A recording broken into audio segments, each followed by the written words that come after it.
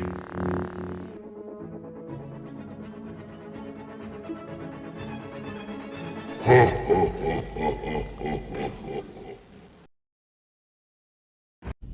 is the way. This is the way. This is the way.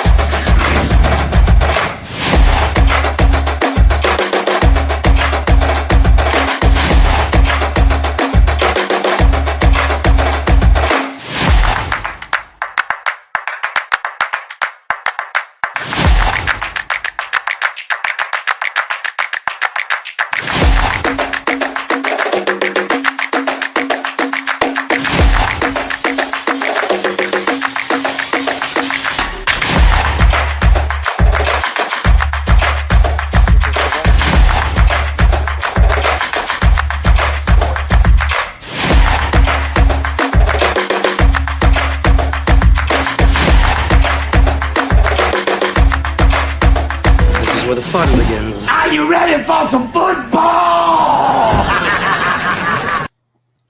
Dude, that's What's up, everyone? Man. That's an ace Salute, beginning. salute everyone here on the Sports Jedi Network, AFC East Shakedown, Showdown, Rivalry Podcast. I got the fellas here. Welcome to everyone. Let's go around the room saying our pleasantries. The one and only Tommy from Mafia Sports Report.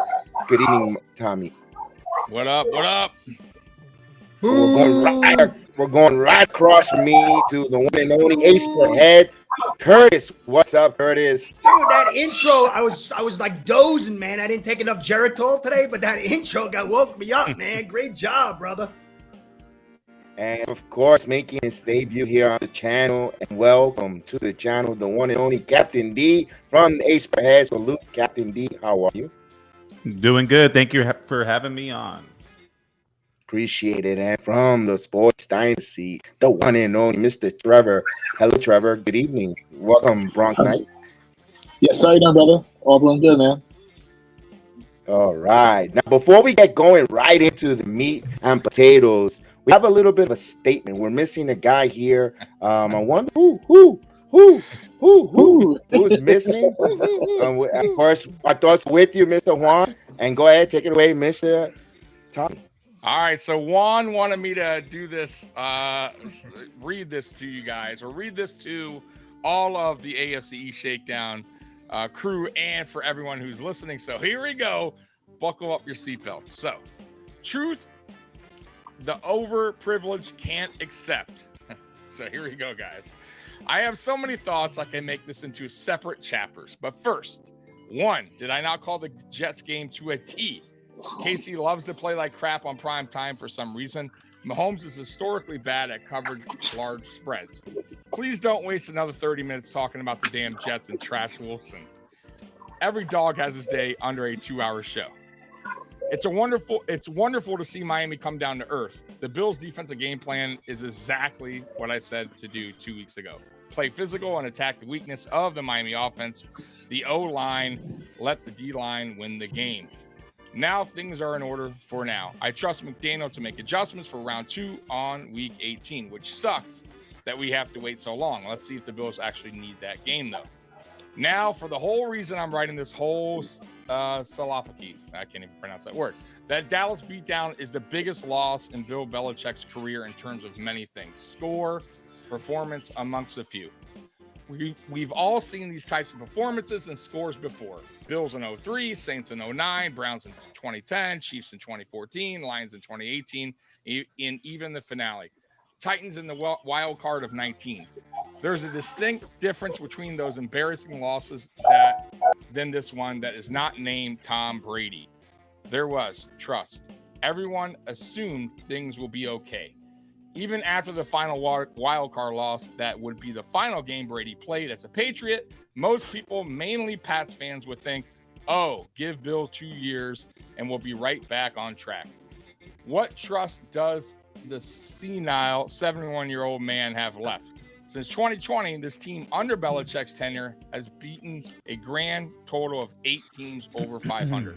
And most of them have contacts that must be mentioned, such as extreme weather, Bills in 2021, or backup quarterback star players, Dolphins 2022 and Titans 2021, or bad start Lions 2022. This team's record since 2020 is 26-28, massive penalties, sloppy play, and lack of fight the majority of the time. The luster of the Belichick way has been gone for arguably the entire 4 years, but definitely the last 2.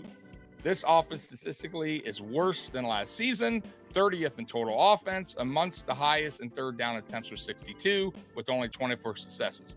Only 8 red zone attempts, which is 29th in the league. They are 5th in number of drives, 31st in percentage of drives, ending in the score, 8th in percentage of drives, ending in turnover, and 28th in coverage time per possession. Everything is a straight up disaster. I have a theory about this. I think Belichick has way more influence on the offense than people realize. It would explain why this offense looks like so 1960 exquisite, whatever, I can't pronounce it that word, and why the young receivers barely get any playing time, and why everything is so conservative. Bill O'Brien just came from coaching at Alabama, where he coached a Heisman Trophy winner and number 1 pick, Bryce Young. There's no way he's making dumb-ass old-school play calls like this. GM Bill deserves his own book for all the fuck-ups he's done over the years, so I won't talk about that. Both versions go hand in hand, how horrific this team is offensively. This man will never, and I mean never, coach any team to glory again. He's too stuck in his prehistoric ways. The game has passed them by, probably many years ago, and Sunday night against Miami showed it, and this stage in Dallas has confirmed for even the slowest of people, even on defense, they don't make like they did last season. His own specialty, with better personnel, especially on the front 7, they should at least match last season's defense ability to generate turnovers, sacks, and tackles for losses like the Bills and Jets do. Getting thoroughly outcoached by Mike McDaniel and Mike McCarthy is just unacceptable. If his defense philosophy took a hit and he came even game plan correctly more, what does he offer that makes him competent? Kraft, do what's best for business. Kevin Trevor will get this reference, WWE. Now, for the newer arm under center.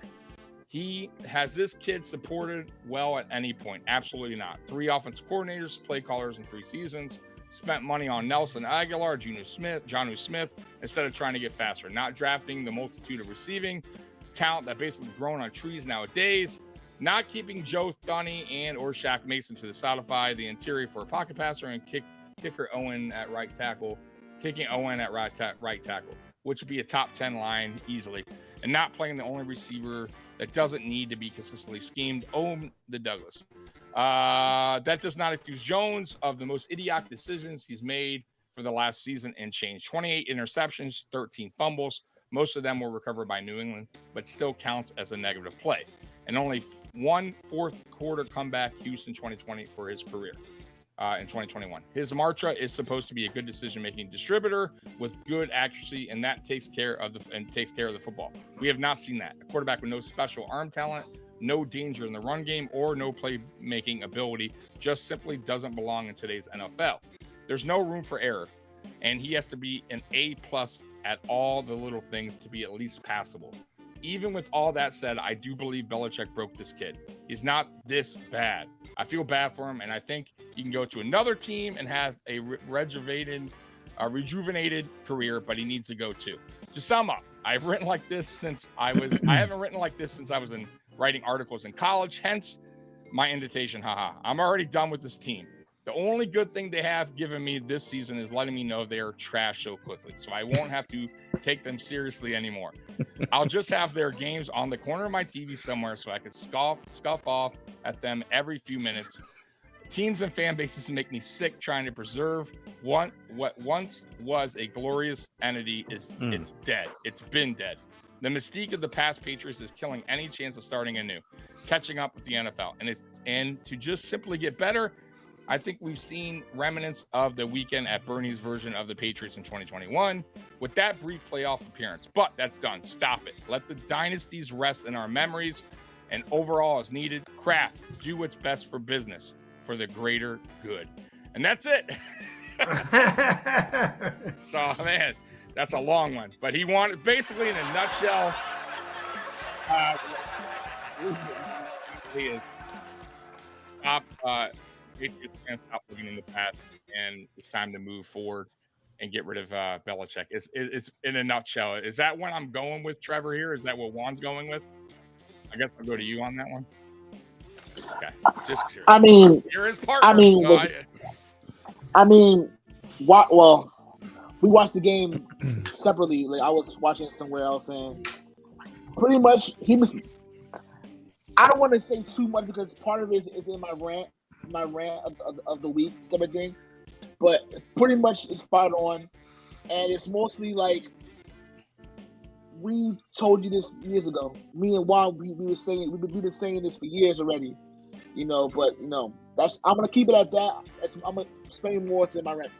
Newsflash, that's my rant of the week. Okay. Yeah. Kev, it's all you. All baby. right. All right. So since we're on the New England Patriots and Dallas Cowboy games, we saw the 38-3 drubbing that the Patriots suffered that caused Juan to write a eulogy here on his fandom on the Patriots. Now I'm going to go right to you, Curtis, showing that how the New England offense struggled back and forth. There is no separation with no team speed. Hunter Henry's a fantastic tight end. You saw Zappy come in here to stop the Patriots offense. What do you do to rectify and change it there? Because you do a really good job on the all 22 breaking film now. That's why I wanted this question directly to you, Curtis. Well, the key, I think from a schematic standpoint, the key is they're not generating the type of run game they need because this whole offense, it's a little slow. They got some guys that can do vertical. You got a Gesicki and you got a Parker, but they can't get to it because they're not able to generate a real run game. When you run play action, you create a condensing of the secondary, and then that gives a slower guy the ability to get to mid to late clock.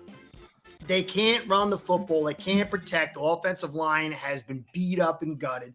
And so it really accentuates the lack of speed because you're not getting those pop plays.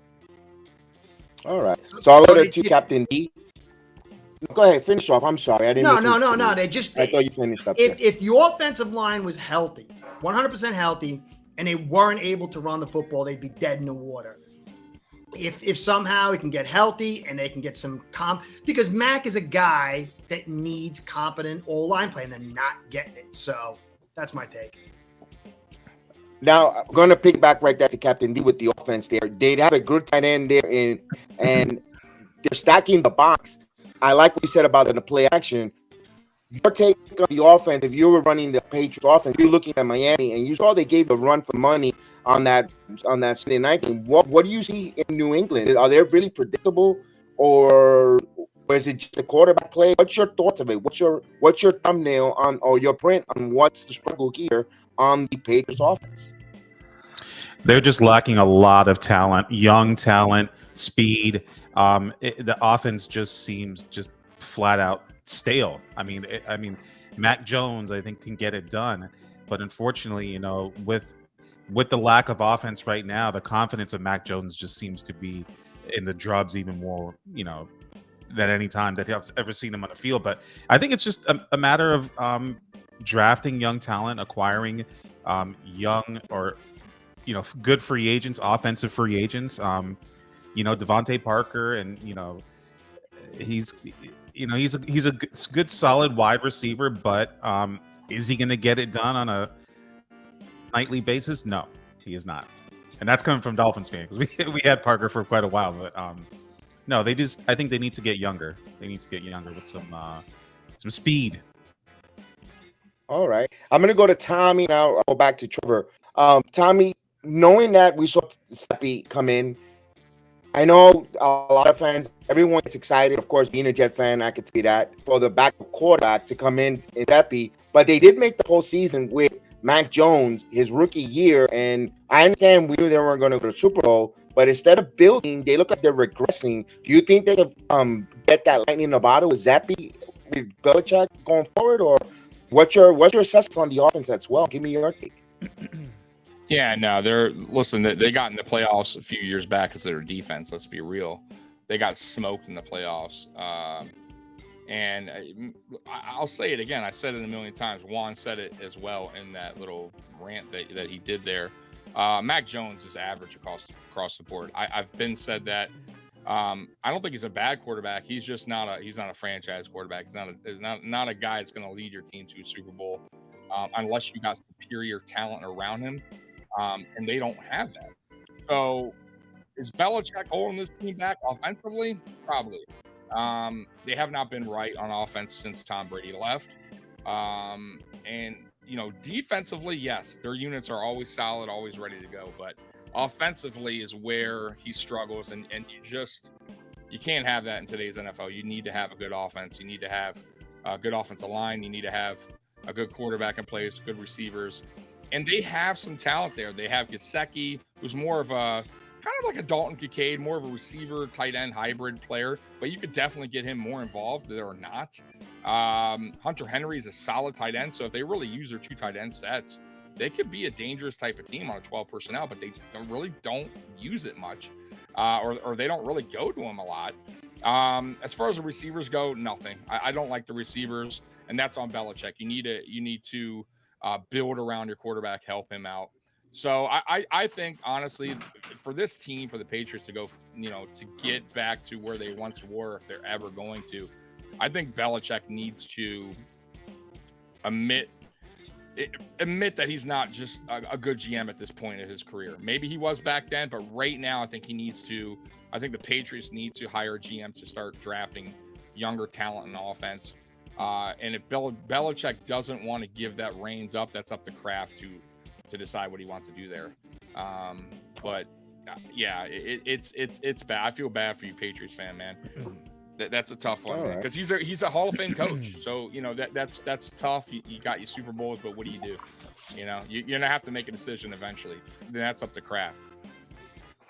All right, Trevor. Excuse me, Trevor. I'm not gonna ask you too much because I don't know if that's part of your rant. So I'm not gonna ask you any questions because I don't want to step over your rant. But No. You want to talk about the offense, or you want to talk about your defense and leave your rant for later on? The floor is yours, friend. Well, my rant is not about the game itself, so that's perfectly fine. It's mostly about outside. So about the game, the first 2 drives, the Patriots drives, the first drive we were going down the field on the Cowboys. We were going down the field. They were moving the ball very well. The first drive resulted in a field goal. The second drive, which ended in a turnover or a downs, I didn't have a problem with it going on 4th and 2, 4th and 1. I didn't have a problem with that at all. I would have done the same thing. Unfortunately, not everyone can do the Philly special, the push. They're the only people that can do it. Let Philly do that stuff, not us. So I wasn't mad about that. What bothered me, especially on the 3rd possession, when Mac Jones fumbled the football and then went back for the touchdown, is that it's the same mistakes over and over again. It's like, throw the football away. I know you have trouble. You're having trouble as far as like with the receivers and everything like that, trying to get people to get open. Devontae Parker is too slow. When he's open, he's too slow. By the time he gets there, someone's already to get him. Judas Smith-Schuster is just, I don't know what happened to him. He was after Kansas City, when champion Kansas City, like he didn't think played anymore. And then when he fumbled the football, I was like, come on, throw the football away. It's the same stupid mistakes over and over again. And then the 2 interceptions that he threw, it was like, come on, who are you throwing the ball to? It's the same boneheaded mistakes. Now, again, I understand the offensive line has been very beat up and like that, but how many sacks did the Patriots give up against Dallas yesterday against Pat Jones? One time. So even though we're beating up on the offensive line, they still held their own for the most part. So, so it's unfortunate because at the end of the day, it was a game that we needed to win, and to at least give us some confidence. But to go out like that is just really bad. And I'm gonna say that's what I'm saying for that part. But for the rant, I'm gonna say more. All right. So we're gonna move on. Anyone else have anything they want to bring? Curtis or Captain D? One more thing before we move on to the next. And I'll get the sleepy music out of the way. But you're gonna ask for it. That's complete now. I was going to say one thing quick. I was looking. Last year, Detroit Lions, to me, I think Detroit Lions, they're a pretty solid team. Last year, Patriots beat them 29-0. Bailey Zapp was 1 for 1, 188. Stevenson, 25 for 161. Myers, 7 for 111. And Henry for 4 for 54. Now you look at the Cowboys, 261 passing, 1 TD, about 100 yards rushing, and you get 38-3. But Ramondre Stevenson was 14 for 30 for 2.14 yards per carry. And Mac Jones was 12 for 21, 150, 2 ints, and a fumble. And so the inability to run the football and protect the football destroys anything that Belichick wants to do for his style and his game. And so I just think it really revolves around that. But isn't that his players that he got though? No, you can't. I'm not saying I'm not to alleviate him, but what I'm saying is that it's not really rocket science. Take control of the football and run the football, and they really can't run the football with consistency, and they constantly are making stupid mistakes. They lost. They got knocked out of the playoffs last year because of it. So I just don't think it's rocket science. I just don't know if they have the talent to get that run game and Mac to not totally screw up. Yeah. Personnel, man. That's I think that's where I was going with. I think he just hasn't. I don't think he's built the offense the right way, or at least the players. I don't think the players are just performing how he wants them to. Obviously, but that's on Bill Belichick. He's the GM, Curtis. I want him to lose. He's got 17 games to break Shula. I hope he goes over for the rest of his life. Yeah. Well, only time will tell if Belichick survives. I don't think he's getting rid of him. I think Kraft is. Respects him too much what he's done in New England, but that could also backfire for a team. So hopefully, for Patriots fans, Dallas hanging on too long to their head coach, their Landry, and until Jimmy Johnson, until Jones came in. So hopefully they learn a lesson there. As we'll see as we move on here. We're going to a game that was supposed to be the greatest game on paper. And you know what they say with paper is only as good as how you wipe your backside with. It's the Buffalo Bills domination of the I got to go, guys. It's been nice. See you. Catch you next time. What a spanking. Bills impressive and improved to 3-1 in the division. They hold the tiebreaker. They're in first place here. Go right to Tommy. October 1st, they want to declare it a Diggs Day because Diggs had 3 touchdowns. And what I know you were somewhere in a corner rubbing your nipples when Josh Allen had a perfect passer rater of completion. My God, I could see him. Oh, Allen. I could see that there. Man, but you know what? Congratulations. That was a hell of a game for Allen, a statement game there. And your team is impossible to go up there to play and to win on into that in Orchard Park. Give me your thoughts right now. And your case right now, I know it's a quarter of the season, but right now he's the leaderboard and my MVP in the league is your quarterback, Allen. Yeah, I mean, we talked about this. I'm not. It's a long season, and I said win or lose, even if we lost that game, it would have been rough. But it's how you finish the season, right? And I said going into that game that I thought both teams really haven't faced a real competition up to that point.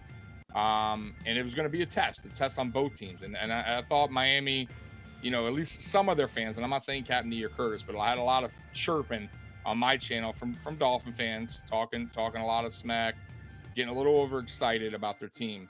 And Buffalo is a well-rounded team. I told Curtis this as well, man. We're a veteran team. This isn't a new team that was built yesterday. Sean McDermott's been here 7 seasons now. Pretty much the same coaching staff, same quarterbacks. We have a couple other new pieces, but other than that, same defense, same offense. And it's not going to be an easy task. And I thought that McDermott and Dorsey put together a very good game plan. And actually, to give McDermott credit, I think he started off bad as far as his zone defense, and then he quickly switched it over to more man coverage, which really helped out. So kudos to him for doing his in-game adjustments, because if he kept going on with that soft zone, it would have been a really high-scoring game. on both sides. It would have probably came down to the final minutes there, but he adjusted, and I think, the Dolphins just weren't ready for it. And ultimately, man, Ken Dorsey, for as much as Curtis doesn't like him, he called a very good game plan. My game plan. I gave it to you 3 years ago. But three to you a know T. What's funny though? Wait. You know what's funny, literally to a T. Right, when Dorsey was not even our OC. When you and ever since, every week. So here's my thought. Guys. Listen. I think Dorsey was too much on Dable's playbook when he first came in. I think he was trying to kind of sample it instead of sprinkling his own. And I think this season, which, Curtis, you've missed a very big thing when you talk about my team, is the offensive game line. plan. The offensive line is different, Curtis. No matter how you see it, from last year to this year, it's night and day. There's a much better offensive line. So when you have, but if you don't run the football, when you have a better offensive line, you can run the football. You could do things. You could pass better. You have better pass protection. You have better run blocking. It starts up front, and you know this. You scream it all the time. Last year, our offensive line was not like this offensive line. Look at the stats. We went younger. Bean went out and drafted Osiris Torrance. He went out and got Connor McGovern. He went out and got David Edwards. He went out and got young offensive linemen, not old, beat-up guys that have 1 year left on their, maybe. And that's why you see a big difference. Look at week 1. We're going into week 5 with the same starting offensive line group. That has not been the case in Buffalo in the past 5 seasons. We have not had the same offensive line throughout through week 4, through week 5. So that's a great sign. And Josh Allen from week 1 after that disaster, he really settled down. He's had 1 turnover. They changed the game plan though. They Yes, literally went night to day game plan week 1 to week 2. I get it, but that's what makes a good court. He switched up his play style, call style, but that doesn't take. Listen, Josh Allen also is responsible for throwing interceptions. He also could have protected the ball better. You can't always blame the coordinator. He didn't do a great job week 1, no doubt about it, but he's done a great job since. Not a great job. He's gotten way better since week 1, and I feel like he's starting to mix it up a little bit more. But he called a brilliant game plan versus you guys. And I do want to mention one more other thing. James Cook, though he didn't have a great game, he had 12 carries, which still the Dolphins had to respect that the Bills were going to run it with James Cook. So if you in the past, at least under Dable, he would have went away from the run game way early on in that game. And that would have not opened up the play action and all the other stuff. So Dorsey kept going with Cook. He kept going with Murray, which opened up play action. That's what you got to do. Yeah, and that's what I said last year, man. That's what I said. Okay, but Curtis, you still got to have the offensive line to protect. Not necessarily. Not necessarily. Oh, yeah, necessarily. No, it is actually if you do a statistical analysis. So you can have a bad offensive line, but as long as you run it. I'm glad you brought that question there, Curtis, because I got a question about the offensive line. Since you're talking about the Buffalo offensive line, I want to go to the Dolphins offensive line. Tua, that's 4-time sack, the second most in his career. And of course, you coming off a game where you scored 70 points and you got Tua, felt some pressure, getting sacked. My question to you now, and the same for Captain D, I'm going to go Curtis first. Tua getting sacked, is that a concern or is that a homage to the Bills' defense? Well, listen. It's everything. The defense of the Bills is really, really good. But nobody, listen, 0 people in the NFL would start Liam Eichenberg at center. He was rated the 44th worst offensive center in the league, and 43 was Dieter, the former guy they drafted at center.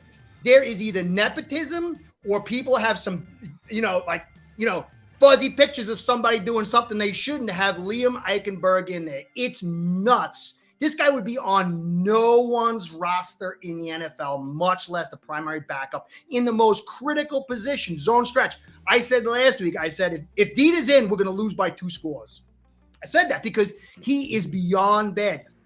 Not only in the plays he fails at, but he does not allow the offense to actually run its offense at all. He can't do anything. So He had offensive line matters, Curtis? Of course, I said so, but there's but Tommy, listen. Liam Eichenberg is the worst center in the last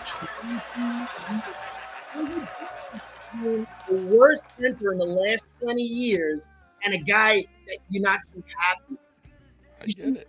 You check actually the numbers. It's not about the yards you're running the football that brings play action. The number of rush attempts you have. Rush attempts by the numbers is more critical than that. And Liam Eichenberg is like, just think of the worst guy you've had as a Bills offensive lineman and add 1,000% to that. And then you would have Liam Eichenberg. You don't understand how bad this guy is. He's never played center before. He's never snapped in a full game before. And in the offseason, they said, hey, let's convert him over. And he's failed at every other position he's had. He's been the worst ranked position player at tackle and guard. And then they decided to move him to center. It's a total night and day. It's like apples and oranges. So are you concerned going forward here with the most sacks, knowing his history of injury? If Connor, sort of maybe. This week he's got 340-pound Lawrence, who's probably going to make Liam Eichenberg explode and maybe dissipate. He might turn into mist, and then that could actually hurt Tua. But if Connor's in, you're not going to have any problems like you're seeing now. It's just Tehran's going to be out for a while. I mean, they suffer. Lamb suffers from strength. Wynn suffers from strength. Eichenberg explodes with strength. And Jackson suffers with strength. So you're going to see problems. He could get injured. But really, if Connor's in, they'll do enough to succeed. Problem is they went full retard on deciding to use Eichenberg as their backup. And it's concerning because McDaniel was saying all week, like, this was a solid start. He's totally lying. I think he's being held hostage by somebody to force Eichenberg in. And there's a lot of bad stuff that's wrapped around this situation. So I don't know. You think Eichenberg is giving a reach around to play? All right. Well, so was the captain. The GM used a second-round pick and a third-round pick to move up and bypass like 4 stud players to get Eichenberg. And so the GM's credibility is online, and the GM is the guy who's always been in control, despite Flores being the bad guy thing. And I think Liam Eichenberg's the canary in the coal mine to tell us what's really going on in the background of this franchise. And a lot of Dolphin fans are scared to admit that because all they want to say is Flores was the boogeyman. But this is saying either McDaniel's a retard or the past isn't as what they're told. You guys lost Tehran as well, correct? Yeah. For a little bit? At least 4 weeks. At least 4 weeks. It's a big Oh, the Eagles. Yeah, but if Liam Eichenberg's in with the Eagles, man, forget it. Tua's like going to be running for his life. All right, so I'm going to go to Captain D's take on that, and also I want to hear. I'm going to give it to Captain D and Trevor. Claypool now joining the Miami Dolphins as well. Captain D, your thoughts on Claypool and first of all the offensive line, the Tua factor getting sacked 4 times. Concern, no concern, and then I want to hear your take on Claypool. Is he going to be positive on the roster? Yeah, a lot of question marks going into this game with Buffalo. Who really made the call to have Liam Eichenberg start at center? It showed. The offensive line struggled. Obviously, on the play that Armstead got hurt, Eichenberg is actually who got pushed back into Armstead and the Buffalo Bills defender and, undercut him. So it was just a rough outing for Liam Eichenberg. Don't know who made the call on that to start him at center. But, we've tried him at different positions and it just hasn't worked out. He's been a guard. I think we've had him at almost every position on the offensive line and it just doesn't except bench. Yeah, except the bench. Now, as far as the game went, you could see the Buffalo Bills game plan in the beginning. They had a heavy dose of the run game, and they were gashing us. I think the other question that needs to be called about here is the defensive coordinator, Vic Fangio. Stephon Diggs was just annihilating Kader Kohu, and there was no adjustment, during the game. You could clearly see that Kohu was having a real big problem with Stephon Diggs. Even when we get to the red zone, why not switch up Xavier Howard? Put Xavier Howard on him. Try and switch it up. Try and stop the bleeding a little bit. But Stephon Diggs was just eating all day, and it was just a rough outing. The game started. We were going punch for punch with them. The offensive line could not hold up. Defensive line, we start getting, we're getting some pressure. Micah Hyde comes up with a sack, an overthrown ball, and that's how it all started. It was pretty much downhill from there. I didn't like how the Dolphins did not stick with the run game. We saw it only in the red zone area, but early downs we would not dedicate to running the ball, which I thought Buffalo did great in the beginning, sticking to running the football. All right, I got that. So you give me your quick thoughts on Claypool before I want Trevor to get on this action of the conversation. I mean, for me, when I look at it, I don't see where Claypool really fits in on the team. I'm looking at it as, hey, there was an option there. We're giving them a 7th. We're getting back a 6th, and we'll kick the shoes on Claypool and just see what happens. It's not a good look, between the Steelers and the Bears, that it's coming out that he's been kind of disgruntled or maybe not the best coachable player, something along those lines. We really don't know. But hey, I mean, let's see where he fits in. I have, maybe red zone targets, but hey, he's young, he's fast, he's physical. Why not?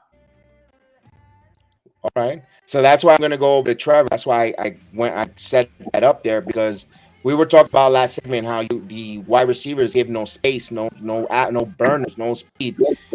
And this is Claypool was a perfect player with one of the best coaches in the world to bring into New England and try to unlock that 26-year-old talent. That's a player that New England should have been getting, not Miami. I think Miami blocked that, got in there. Give me your first thoughts of the game, and why the hell did the Patriots not Claypool? Well, it pretty much went expected why I thought it was going to be. I thought Miami wasn't going to be able to stop Buffalo from getting to Tua. Honestly, I thought that the offensive line would have been. Oh. Well, Trevor. Oh man, that's a great point, Trevor. Man, I totally agree with his point there. We'll bring him back on. Wait. Here he comes. We'll bring him back on. Trevor? Yeah. Is he back? All right, go for it, brother. We lost you, buddy. All right, there you are. I'm sorry about that. You were so passionate that it just you burned the stream. I get that they're trying to split the carry between HN and Mostert, but yeah, Mostert had a tough time getting it going with 7 carries. I did feel that they stopped running the ball a little bit too much out of their hand. I still feel that they should run the ball more and try to get some type of momentum going. But like I said, Buffalo came to play. I expected the defense to play as well as they did, so I'm not really surprised that it happened. I wasn't expecting a blowout though. That wasn't expecting that at all. But it's what it is though. But to answer your question about Claypool, I like Claypool. I do like him. The problem is I do feel like his antics. He has a lot of immaturity issues that he needs to get over. Unfortunately, so I don't think he'll fit much in New England. I do feel that he does have a great talent, but I feel like he's too immature. He's too immature, and Belichick really isn't for the bullshit, honestly speaking. So I don't think he would have felt much either. But he's a good talent. He's very immature. All right. I mean, I thought it was great. Curtis, you like the Claypool signing onto your club, or you think it was taken away from someone else to get him in your division? I don't know. I mean, to me, there's nothing wrong. You sign a 6'4" guy who runs a 4'4", 240. He's 230 something. Craig Kraft is probably out for a long time. Easy's another guy that's out for a long time. And Greer, is $2 million in a 6th-round pick? I think it's like a maybe difference of 20 picks between 6th and 7th. So it's like totally worth it from a sense. It's not going to alleviate any problems unless he plays out of his mind. but it's still going to be adding to his strength when you got problems on your defense and you got problems on your offensive line. I have no problem with the trade. It's a good trade. There's nothing wrong with it. It's a 1-year deal. Get rid of him if he doesn't work out. If he does, then you got somebody in the future. But they to me, it's also a little bit of a PR move too, because Greer always does this. The Dolphins always do this. Something bad happens, and they make some kind of move to kind of clog the news cycle. And so I said from the beginning, this team will go as far as their offensive line takes them, and it's going to depend on critical matchups and bad weather situations. So. All right. And I know Scott thinks now he wants to down whiskey, but it is Saturday, Scott. So drink up, pal. Drink up, pal. Because if not, I'm going to start putting salsa music, and I don't know if you guys are going to want salsa. So just but I love you guys still. Hey, Tommy, Claypool, you saw that move there. What's your thoughts there when you saw that? A threat, not a threat? Just brush it over your shoulder, like, you know. Listen, the Dolphins, they have a lot of weapons on offense. Like I will say, I got much respect for the Dolphins, man. Like that's a very good team. They're going to beat a lot of teams this season. They got a lot of speed, man. That rookie running back, he's the real deal, man. That guy, man, he has some wheels on him. Obviously Tyreek Hill. And Waddle, but I don't know. Like, how much, is the ball going to be thrown around to every single guy? Where will Claypool even fit in on the offense? Like, I don't know. Honestly, I don't think it's a bad trade because they didn't give up much. Why not? But I don't know if that moves the needle. I think offensive line help would have been a better and maybe corner or defense. Probably would have helped out more, but I think they just saw it as being a trade that made sense, a cheap trade, really. You're giving up nothing for a guy that could potentially fill in for maybe a player who's hurt as well. Guy goes down, he's a perfect fill-in, and it's only a 1-year deal. It's his last year, so at the end of the day, it makes sense, but it doesn't worry Buffalo. I don't think that moves the needle for the Dolphins moving forward. If they needed wide receiver help, then sure. But they don't need wide receiver help. They need help in other positions. And like Curtis said, this might just be more of a PR thing. Hey, look what we got. We got this new, toy, but where are you going to put him? I just don't know, like I said, I don't know where he fits on the offense because there's so much talent already there. And you can only throw the football to so many people. So that's my take on it. And we'll see what the Dolphins do with him after this season. Very curious. What's up, Jose Melo? What's going on, Jose Melo, in the chat? Thank you. What's going on? My thought there with Claypool, when I saw it there, I thought New England would have been a good pick. World champion head coach, 1-year deal, for some speed, to use them there. And also you're getting them, if Chicago will get them out of the conference, out of the NFC. Personally, to be honest with you, when I saw that there, he fits what the hell the Giants need. They need another wide receiver. I know they need line help, of course, but another wide receiver who could sense some preparation. So New York Giants or the Patriots, I was, those were the perfect places for them. I was fiberglass that didn't go there. So for Miami, I thought, hamstring issue with Tyreek Hill. Or Waddle, you could bring Claypool in there. It's an insurance just in case. 7-round pick. The weather hasn't changed. No cold. No one has played really in some cold weather. So that's a good, smart move there by Miami, stacking him there and saving them in the cupboards. That was a great one. So as we move on here to the final game of the week 4, which we thought was going to be the manslaughter game, and the laughing game. Everyone was chucking it up on the channel here, yucking it up, except for this guy here. I told you it could be a close game. And I told you there, I was biting my nails. And man, after that game was finished, I'll tell you my take of it. I felt like I got a colonoscopy, a prostate exam, because I felt the referee stuck a finger right up my ass with that call, and they screwed it, and they squeezed my nutsack while they were at it. Because, my God, I was impressed with Zach Wilson. I hope he broke. I always say this on my channel: a broken clock is right twice a day. Maybe that was the day that clock was correct with Zach Wilson. Only time will tell. But I'm gonna go right into Trevor, because you always seem to get a little bit behind. Why don't you go first? You live in New York.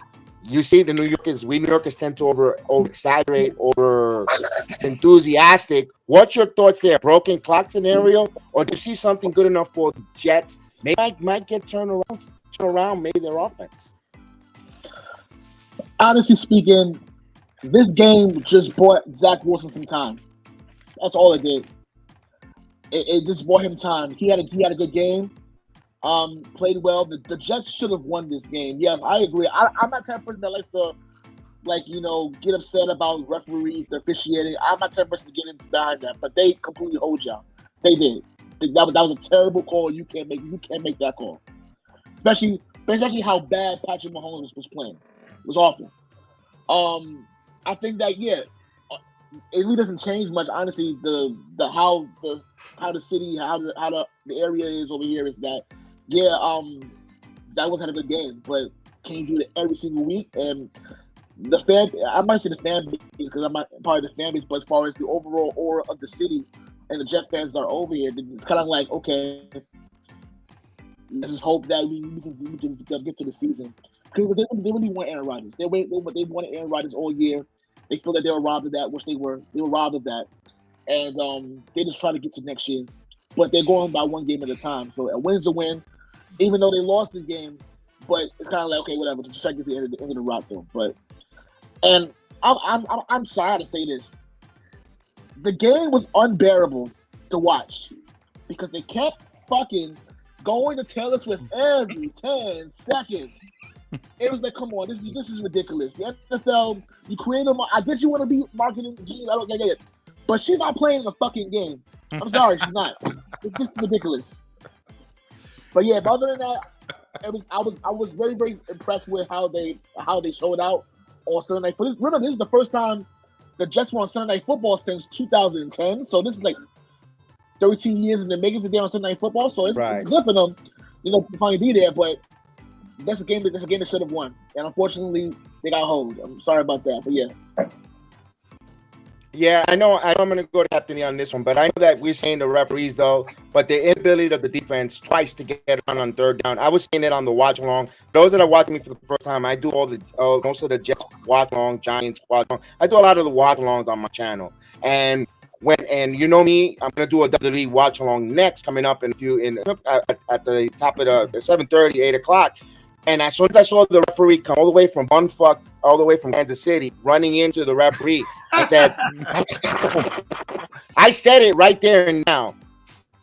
3rd and 22, he's going to complete the first down, Chef Dan. Chef Dan was doing the watch along. I said, here comes the script. Here comes the NFL script. What the hell did Patrick Mahomes do? He goes for 25 yards untouched. He looked like Moses. It looked like parting of the Red Sea. No one was near them, and that was script. I am sorry. You know what? I know a Vince McMahon production when I see one, watching wrestling for 40 years, and that was script. But other than goal, they should have. If they would just get down twice on third down, they would have gotten. Probably would have won the game. But Captain Lee, Jets defense played good enough. But again, the third down play there is been an Achilles heel for the defense all season.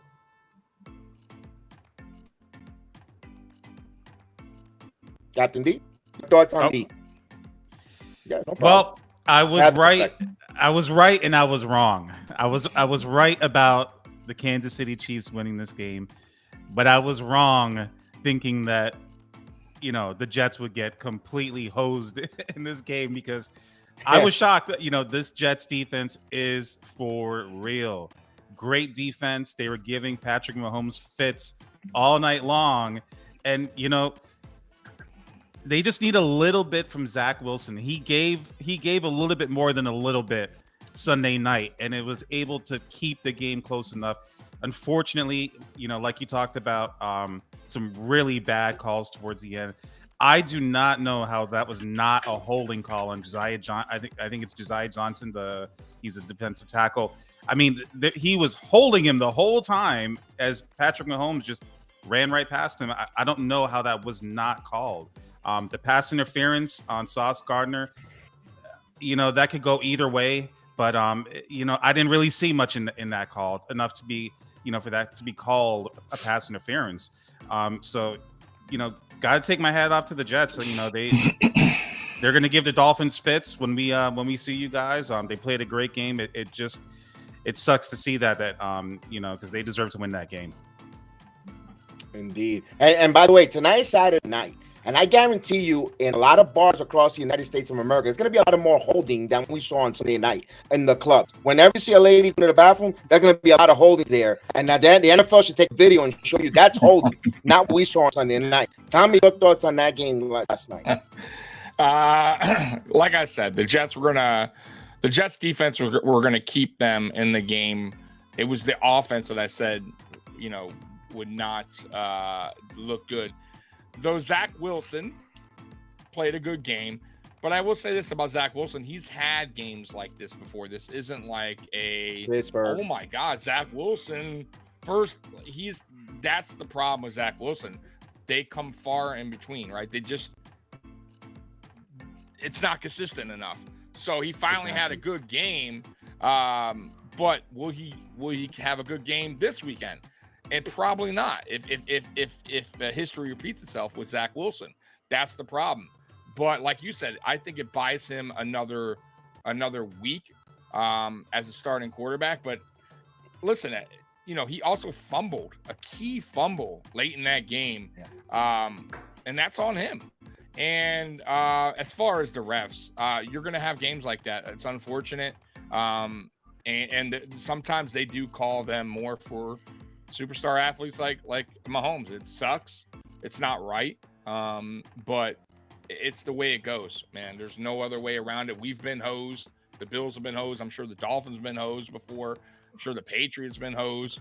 Was that a fumble on Tom Brady against the Raiders? Hell, fuck yeah, it was a fumble. The tuck bullshit rule. But that's the way it goes, man. This is the NFL. But the moral is, listen, the moral story is this: the Jets offense is bad with your court, with Wilson under center. I don't think I think right now it's going to be another top 10 pick for you guys, which is not a bad thing. You got Aaron Rodgers coming back next year. You just get up another, who knows, defensive talented guy and load up on defense yet again and be even more dangerous. But this year, I think, is a wash, man. I think you're just going to have to just keep playing and hope for a top 10 pick at this point, honestly. But what Wilson reminds me of like EJ Manuel, man. He'll have a good game here and there, but they're too far between. Good name there. Yeah. Yep. Yeah, pretty good name. That's how I see. That's how I saw that game. But yeah, that's it. I also thought the Chiefs did not play their up to their level. I think they thought they were going to go in there and just totally squash the Jets, and I think they were caught off guard by the Jets defense. I think the Chiefs went out there with a mindset of trying to rest Mahomes with his ankle, and they were going to rely heavily on the running game because Pacheco went in there looking like a bat out of hell running at football. I was very concerned with him. The Rutgers kids coming back home and playing in front of friends and family in MetLife, and I was like, ooh, I'm a big fan of Pacheco. And like, wow, let's go, And Curtis, do you think Kansas City was more focused on running the football and trying not to rely too much on Mahomes' arm and try something different, win a different way? Because I think they wanted to, maybe if Mahomes was 100%, maybe they embarrassed the Jets, really. Or what's your thoughts? Or you thought the Jets defense just was up to the challenge? No, I think, just like they won the Super Bowl last year because Mahomes had a bad ankle. Pacheco ran his way to the Super Bowl. And, you could see like with Allen, any team that relies on the pass now too much becomes inconsistent. The NFL is moving towards pass balance. So I think it's a mixture of reasons. You need to be able to run the football, especially in the postseason or if your quarterback's dinged or whatever. So I think the Jets defense is really good. I just think that Kansas City wanted to run the football. I think Mahomes has been struggling because maybe they've been throwing it too much, and he's been a little dinged. So I just think it all kind of played out to be something where they, this is what they wanted to do, and the Jets were up to the task. But I said last week, I said, these holding calls are crazy. There's so many holding calls now that are mind-blowing in front of the refs, and they don't get called. And that was the most egregious I've ever seen. That he was actually hitting him in the face mask to get free. Like that is the ref simply saying, I'm not calling this. It's a fix. It was fixed. You know how I think that could be corrected? I think the referee should get fined. Of course. For these things, for these kind of calls, like that are outrageous like that. I think the referees, because I think there's another sport, right, where the referees get fined. I forgot what sport it is, but they do. It's soccer. It's in the Premier League. Okay. So I do think that referees should be accountable. Now, I know that's tough, but that's something they need to work on the offseason with the NFL and NFLPA. But if you want to make this game fair down the line, I think the referees should be held accountable for some of these. And there should be a separate ref up in the skybox and I know they have them because they wear black shirts, and they came down in a Buffalo game one time out of nowhere, and everyone's like, who the hell is this guy? And he changed the call on the field. I don't know if you guys remember that. I believe it was we were in the playoff. Was it Houston? We kicked it off, and the guy didn't wave that he was calling fair catch, and the ball dropped. We picked it up. They called a touchdown. And then a guy with a black shirt came in and said, talk to the ref. They changed it. So clearly there's other officials that you don't see off to the side that can control or change calls. I think they need to start doing that, or somehow put that in the game where somebody can talk to the main official on the field and go, yo, you got that one wrong. Let's go ahead and switch that back up. Because they would have definitely called a penalty there for holding. And why not? Why can't you give that a late penalty then if somebody saw it up above?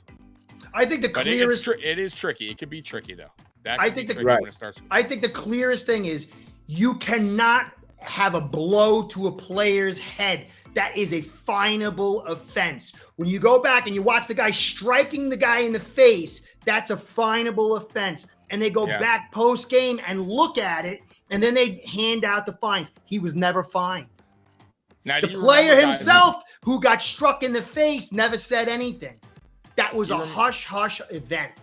You remember a few years back, I think they had the coaches where they could challenge calls, and then they took that away. Remember that? They took that away because they wanted to be long. They just didn't want that there. But we'll see. That's a podcast for another day. We could actually come all of us and just discuss about how could we change the officiating, or how would you like different rules or change on the NFL when it comes to officiating. That alone could be just a whole segment of a whole podcast. But unfortunately, we have to move on. Yeah, I agree. And you heard people in the wallet. Everyone in the wallet, they'll change. We'll move on. Since we stay on the Jets, we'll start week 5. We'll stay with the Jets. They go out to Denver to take on the Broncos. Broncos, got their first win against those Chicago Bears. That's out of the picture there for the Jets. And now I'm going to go right to Captain D. Jets go into Denver with all the bulletin board materials, the offseason nonsense.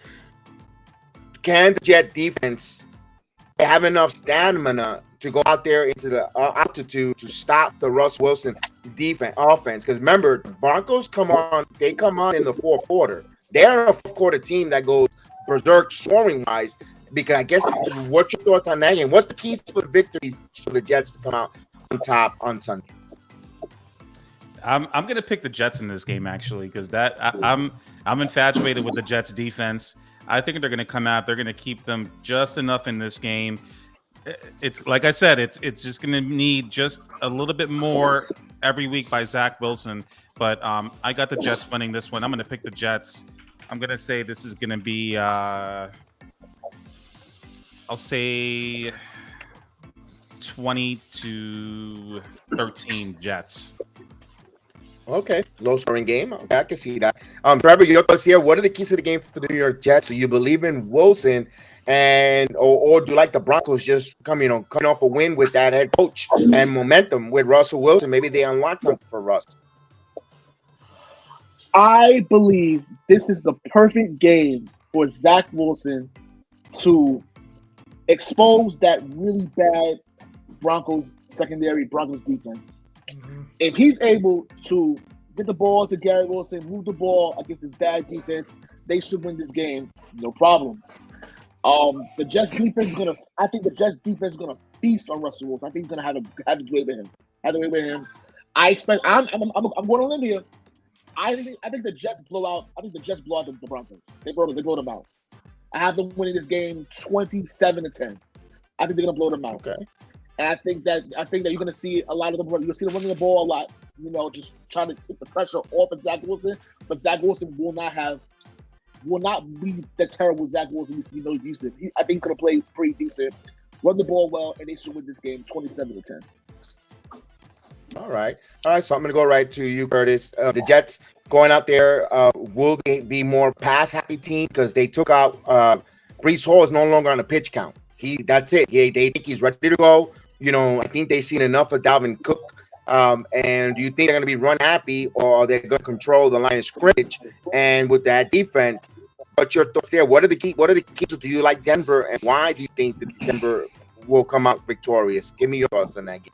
I like what Trevor's saying. I think they got to come out balanced, because if you go back and look at the Dolphins dropping on those 24 missed tackles, they lack guys on the edge, in the middle, behind, everywhere to tackle. And so I think what the Jets need to do is just have a balanced attack, run the football, get Wilson some confidence to get some completions, and let the missed tackles take over. I think I'm going to say more like 24-13. But you got to be balanced. If you come out and just throw the football, whatever, I think that's going to be a mistake. You got to be balanced. This team cannot tackle. Vance Joseph is not a good coach, and this defense is not a good defense. And they just got rid of Gregory, who's not that good either. But you just got to be balanced. So Breece Hall getting a lot of touches, but balanced. Getting along the way, get some nice completions, and I think definitely like maybe 24-13. All right, Tommy. We're going to see the running attack with Breece Hall here. Your keys for the victory, if the Jets have it, or you like the Broncos winning it. And my question is, the bulletin board material, you think that's going to spice it up, or that's just fodder? No, I don't believe in Zach Wilson. I'm very shocked that you guys have it such a high-scoring game. If the Jets win, it's going to be a low-scoring game because the Jets defense held Broncos in check. But I don't have that. I think the Broncos win this game. They're in Denver. Okay. I think coming off a win last week, I think Russell Wilson has been playing better as of late. He's starting to come on a little bit. So their offense is starting to actually pick up the pace a little bit. Though they're going against a good Jets defense, I just don't trust Zach Wilson enough. And yes, Breece Hall will be, able to run a little bit more now. You said he's, that snap count, so that is off. But I still don't like what's going on with the Jets offense enough to give them 30 points. That's craziness. Or even a high 20s. I'm gonna go 23-17 Denver. I think it's close enough. I think the Jets defense keeps them in it, but I think being in Denver, I think somehow they wind up getting that dub. But it's a close game, and it honestly could go either way. But I say 23-17, something like that. 20-17. It's going to be close, but yeah, I'll take Denver. It's 50-50 game for myself. Normally I'm the optimistic Jet fan. I think they're going to win this game. I'm 50-50 on this, although I do like Zach Wilson going in a high altitude because he played in BYU and from Utah. He's used to that altitude from his college days. That's not going to be something that's going to bother him, but it does worry me on the defense. He can't go 3 and out. I would like him to continue building on those back shoulder throws to his tight end, and he was throwing them on the dime. I mean, if he could execute those back shoulder throws to perfection and able to move the football on first down with some running games, and make it third and short. And he was talking, and his interview this week gave me a little bit of optimism. He felt like he was in command. He felt like the game is slowing down. Enthusiastic. He couldn't wait he seemed like he can't wait for Sunday to be here. Like, oh, please come, because he's ready. He's motivated. So I kind of felt good on that end, but I got to be like Thomas. I got to see it to believe it. So I got to see it to believe it. It's a little bit nervous. I think the Jets squeaked this one. I think the Jets actually win 24-17, 24-20, which, like, I think the defense will seal a turnover or fumble recovery against Denver to go on for that victory. I think that, hopefully we get to improve. We go 2-3, and, things look different. If you go 1-4, it starts getting a little bit finicky. So we'll move on to the next game because we got 25 minutes before we get going. Saints and New England. Now, this is the two teams that their offense struggle. Both the Saints are struggling on offense as well as New England. I kind of see this game, Trevor. The keys to the game, I kind of see it like the Jets-Patriots game.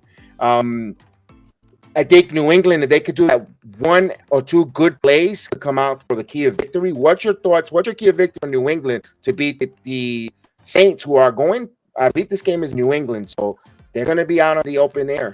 What's your thoughts? Oh, me? Oh, yes. Okay, yeah. Okay, I understand. Thank you. I think the Patriots defense, even though we're depleted in the corners, I do feel that which defense is going to step up the most, because both offenses are struggling. But at the same time, I can see it as a trap game for New England Patriots. This is actually a must-win game for both teams, actually. Absolutely. But New Orleans, being in the NFC South, how with Atlanta and Tampa Bay, trying to keep pace with them. So they need this game as well. Us, we're trying to stay out of the basement. As much as offensively that it bothers me, I do think we'll probably do enough to win this game. It's going to be ugly, a very ugly game at the end, to say the least. I think we'll run the ball a lot. The defense, we brought back J.C. Jackson. J.C. Jackson, though, struggled in Los Angeles with Chargers. I think he fits better with us, before they had him playing zone. He's much more of a man coverage guy. And it's pretty decent. So I'm happy we have him back, though. We do have some hyper help in the secondary. But overall, I think New England wins this game probably 19-16. It's going to be very low scoring. And I think we'll just barely squeak by. All right. Captain D, your thoughts there. Who do you like, and what are the keys for that team that you like to win? This is a really tough game. I don't know what to really think of this game. And I did say week one that I felt that Bill Belichick was going to be on the hot seat this year. I did say that. Captain D did say Bill Belichick is going to be on the hot seat this year.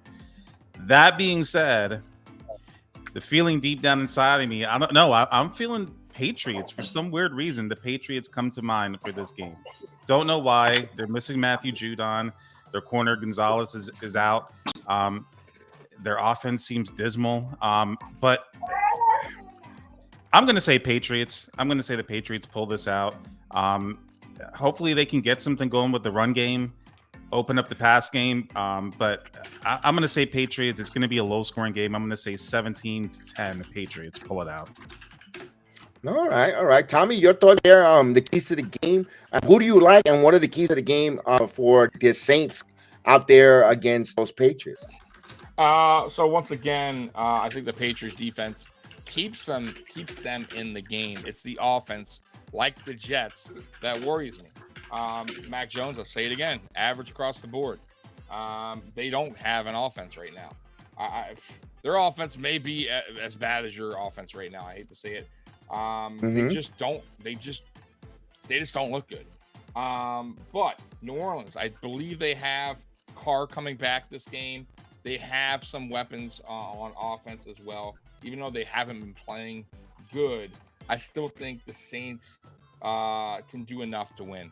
And I have the Saints winning 23-14.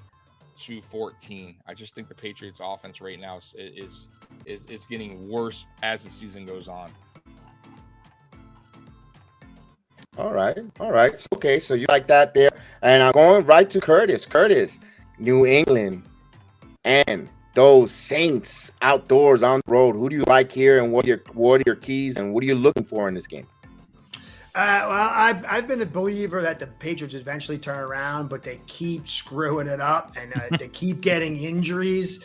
And so I have really no faith in them. And I didn't know Carr was back. And that's really bad news because the Saints have an excellent defense. Their offensive line's beat up, but you're missing Judon, you're missing Gonzalez. Jackson's coming back on the fly.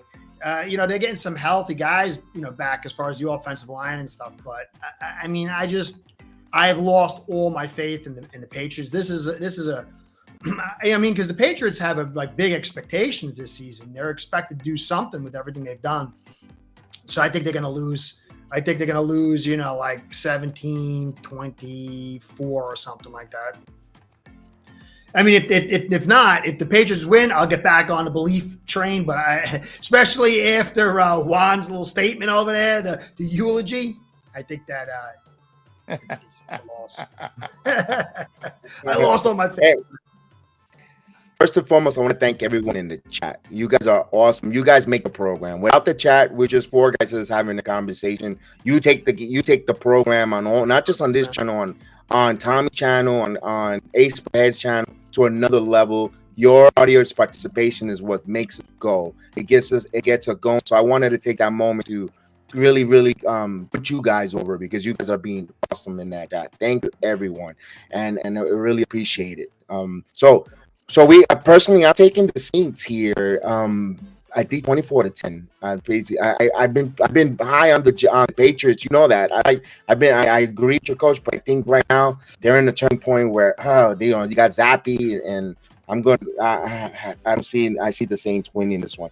So we're gonna go to the next game here. We're going to London early. So Tommy, you got your mimosas. You get your mimosas ready. You get your mimosas ready, or in your case, the bran flakes going.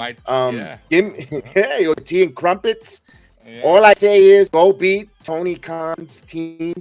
Go beat those disgusting Jaguars asses. Today I'm going for the Buffalo Bills. Buffalo beat those Jaguars. That's my cake. Give me your keys there. Is it gonna be is the Bills gonna be international this week? Yeah, what's cool about this game, and normally I don't like to wake up at 9:30 in the morning to watch a football game. Kind of throws me all off. But what's cool about this game is a few things. One, we're playing in the new stadium. I forget the name of their stadium, but it's the exact stadium that the Buffalo Bills are actually building. It's the same people who built that stadium are actually building the Bills stadium. So very cool. It's going to actually be our first look at Bills Stadium. So that's really, really neat. Von Miller, pretty much, it looks like he's going to be playing. He's activated, by the way.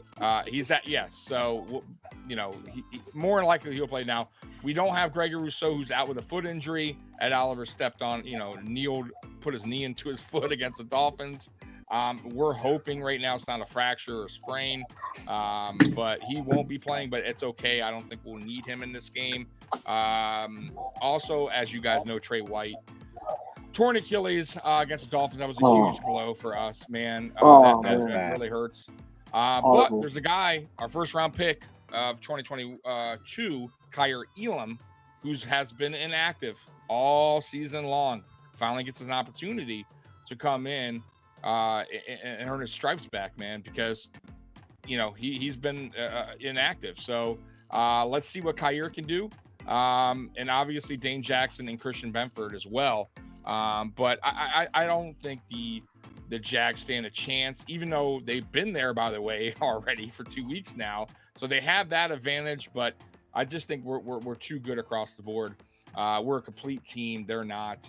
I see us winning this game 38-13.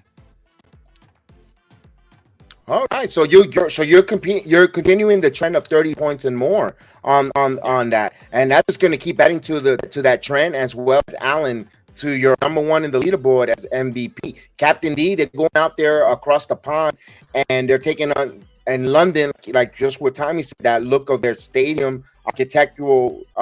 Do you think they're going to go out there across the pond, score 30 points on the Jacksonville defense, or do you think Trevor Lawrence will make a game there and be able to put some points on that Buffalo defense?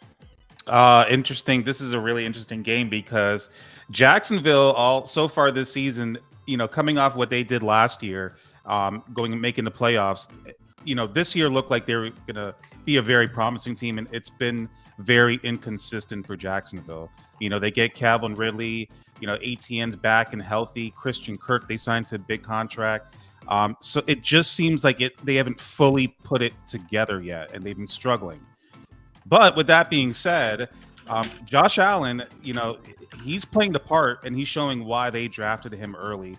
He's got 6 sacks on the year. They're a team that can possibly get pressure on the Buffalo Bills, Josh Allen, and create some havoc. So, it's going to be an interesting game. I'm still going to go with Buffalo, just too much firepower. Josh Allen, the Buffalo Bills, Josh Allen will figure a way out. And, he's playing dynamic right now. So I'm going to say the Bills 24, Jags 17, no, I'll go 27-10 Bills.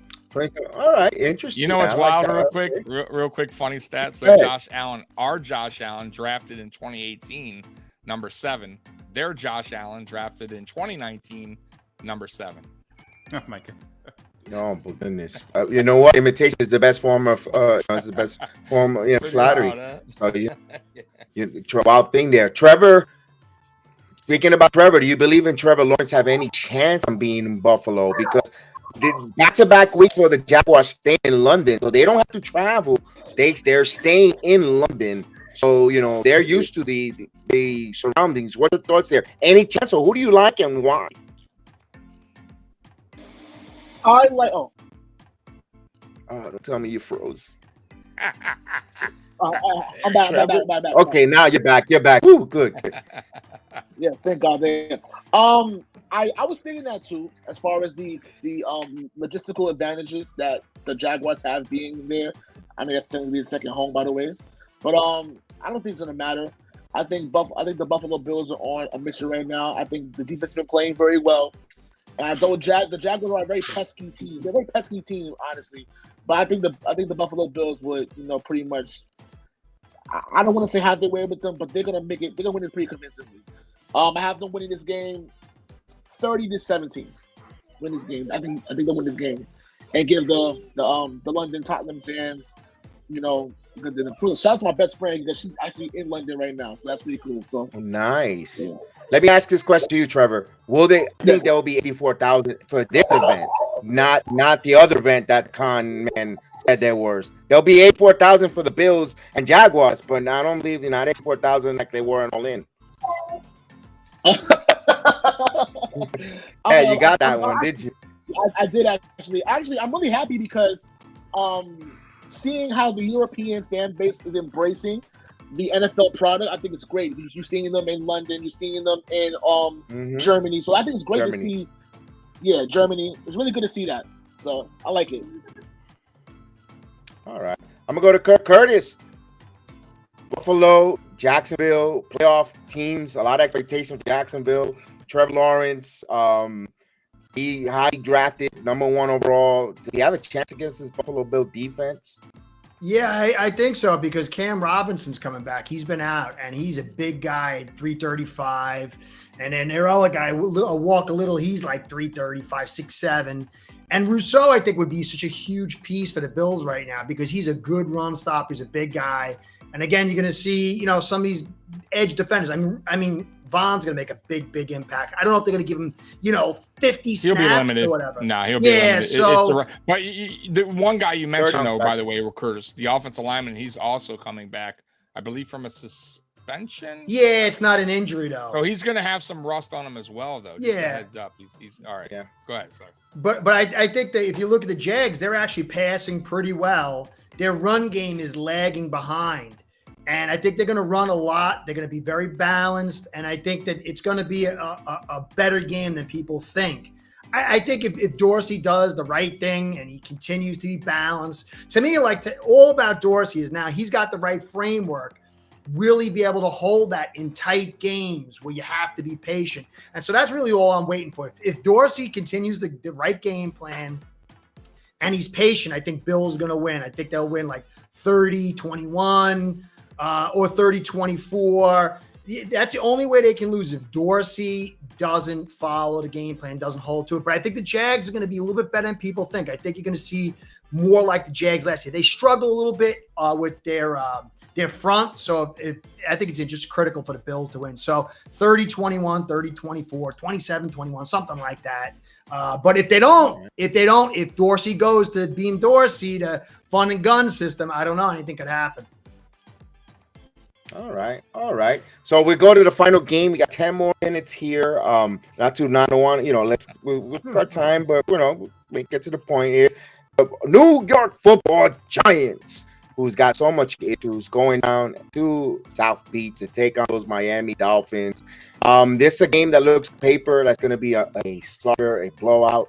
But there is a guy by the name of Dable, who's no nonsense head coach who gets in people's faces. I'm going to go right to you, Curtis. Miami, New York. They're not expecting much here from the Giants. Daniel Jones. What's your thoughts here? Is this a trap game for your Miami Dolphins here? Or is this a good get-back situation for them after the Buffalo defeat? There's no way the Dolphins should lose. They could. And the way it would happen is if Eichenberg explodes like one of those toys my kids had where you hit the button and the arms and legs shoot off, and then Tua gets killed by 340-pound Lawrence. Other than that, there's no way they should lose. I mean, the defense isn't terrible, but this offense is terrible. They're at home. Yeah. Tommy knows we cook teams in the sun. It's going to be a hot day. So the only thing I'm really looking for is to see how bad Eichenberg is and he's going to get somebody hurt.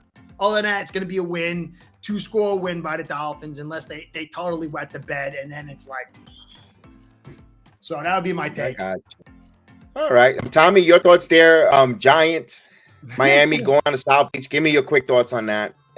Dolphins are going to smoke the Giants, man.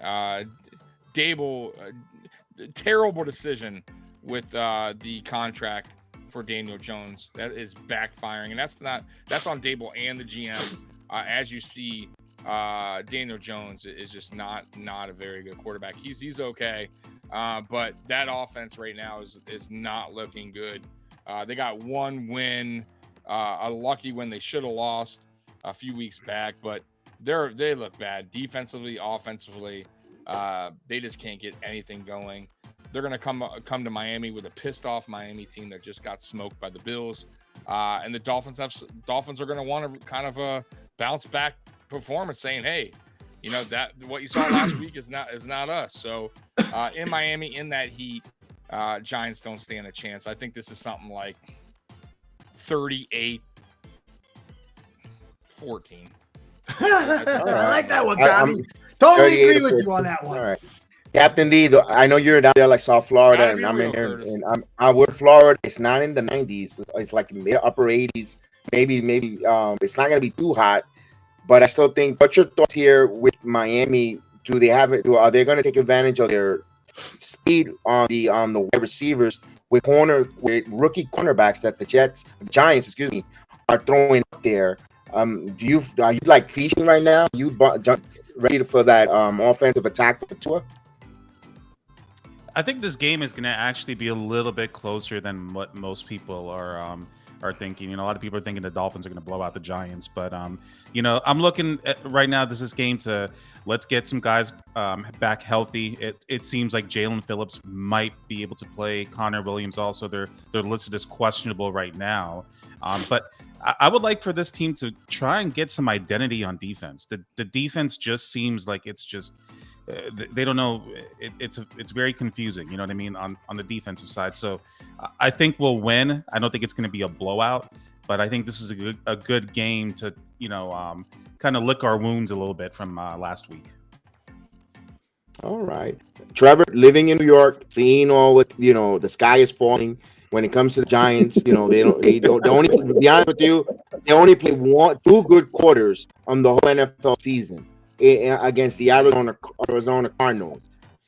What are the chances the Giants go out there and shock the world? If anyone will, between the 2 New York teams, that that it'll be more the Giants, because we've seen it. You've seen it firsthand yourself.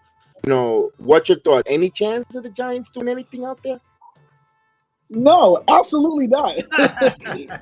The Giant fans don't believe that they're going to win this game. Absolutely not. They arguably could be the worst team in football. I mean that wholeheartedly. That's saying a lot. I mean that wholeheartedly. First of all, I don't know what the NFL's. The Carolina's pretty bad. Yeah, I don't know what is the NFL's obsession with putting the Giants on primetime television all these weeks in a row. I don't understand. But that's not the point. Their defense is actually a lot worse than we think they are. We think it is. Yeah. They have two rookie corners. They cannot produce any type of pass rush whatsoever. So even Miami's offensive line, who's pretty decent with like that, don't have to worry about them hitting too well because it's not going to happen. And also, the receivers are horrible. Even if he does, the offensive line of the Giants does find a way to protect Daniel, which they can't. Who's doing the ball to? I mean, when Darren Waller is wide open, Daniel Jones pick six, and to a really bad Seattle team. I'm sorry, to a bad Seattle defense. Their defense is so not that good, and they made them look really incredible. Sacked Daniel Jones 10 times in the game last week. Ridiculous. I don't think the Dolphins have anything to worry about. The Giants are bad as they are. I expect a blowout, and yeah, it's a really nice get right win for Tua and the Dolphins. I have been having the Dolphins win this game, 35-3. I don't see how they can score. Shit, 3 points. Wow. You're making them the Bears threw up 30 points on Thursday night. The Bears with Justin Fields. I think this game is going to be close.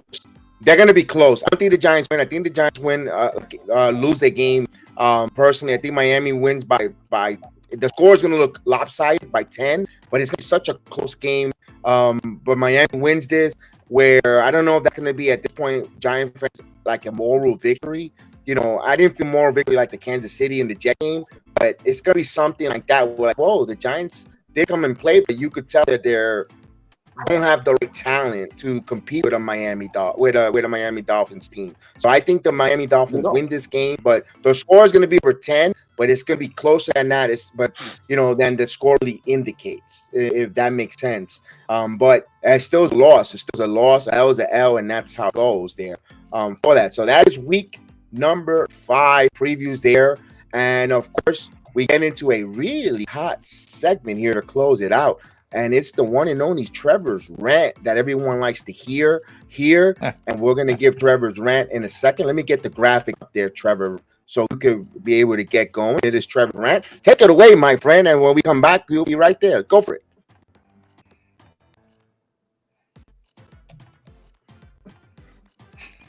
You're muted, pal. And that's a good rant right there.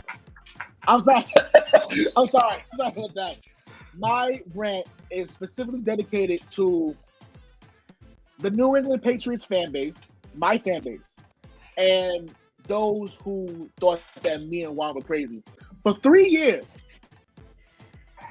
you see, the difference between me and Juan and other Patriot fans, we're going to tell it how it is, whether you like it or not. There's Patriot fans that came at us for years, talking about, we're bad fans, that we're spoiled because, we don't appreciate what was given to us. And you know what? First of all, I am sick and tired of that type of rhetoric. I don't want to, like Juan and I would say, I don't want to be in purgatory. I don't want to be stagnant. Yes, I've seen 6 Super Bowl wins in my lifetime. I've seen it, okay? But why should I be quiet and not complain when I'm not satisfied? I'm a paying customer, by the way. A paying customer to see my team play like trash the last 2.5 years. That's 2.5 years. I'm not used to it, so I don't expect to see it. We called out Bill Belichick as a GM for years.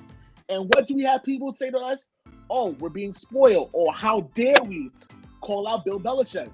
I'm sorry, Bill Belichick as a coach, greatest coach of all time. Not gonna argue no more about that. He is. But as a GM, he's the god awful. How many first-round busts have we had in the last 5 years? Sonny Michel we could have had Nick Chubb, but we ended up getting the other Jordan quarterback in Sonny Michel, who had who was pretty decent, but he couldn't stay healthy to save his life. You had that bum, N'Keal Harry. Oh, we could have had DK Metcalf. We could have had AJ Brown. But no, we got N'Keal Harry. So again, Juan and I have been calling out Bill Belichick for a long time. And now you have Patriot fans after the bullshit debacle we had last week against the Cowboys. Now people want to start up and say, hey, maybe you're right. Well, duh, stupid fucks. Of course we was right. We told you that shit for the last 3 years. Now, Matt Jones.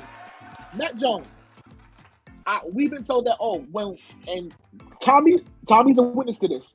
When we drafted Matt Jones in 2021, me and Juan were not happy. Tommy will tell you, we were not happy. But I said, you know what?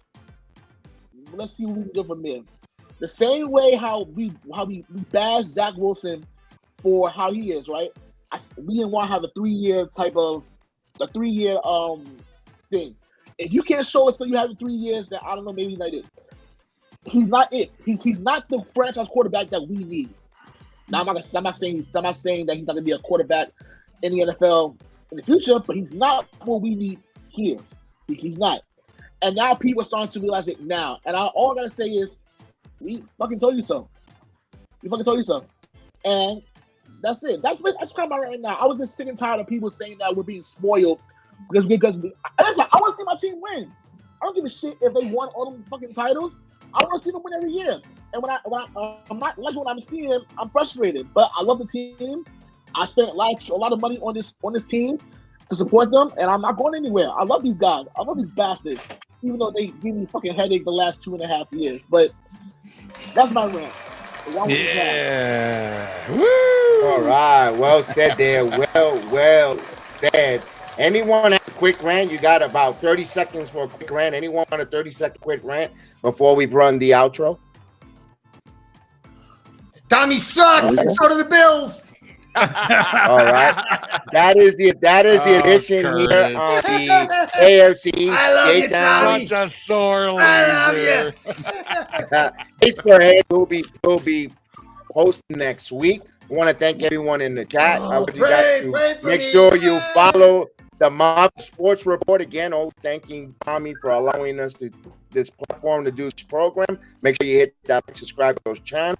Ace per head as well, and you find the Sports Dynasty on that Facebook group and say hello. We like when you guys come in and say even a quick hello. It gives us a little bit of a smile, knows that you guys are listening, and we appreciate it. We really appreciate everyone there. Hit that like button, not just on this channel, all across all the platforms. And may the sports be with you. Enjoy your football Sunday, and we got WWE watch along coming on. If you're a wrestling fan, Trevor, you're more than welcome. Just hit me up. You more than want to watch along with me on the channel. You could come on, watch along, and give your thoughts. And anyone is all open. Any other watch-alongs, football at all, just throw bat signal channel and you come on and join me. You're more than welcome. The door's always open to do a watch-along because it's from a fan. We want our instant reaction. So, again, guys, have a good night. Have a blessed night. We'll see you next time, man. Let's go, Jets. Bills. This is All right. Go Bills. Go Bills. Woo. Yes.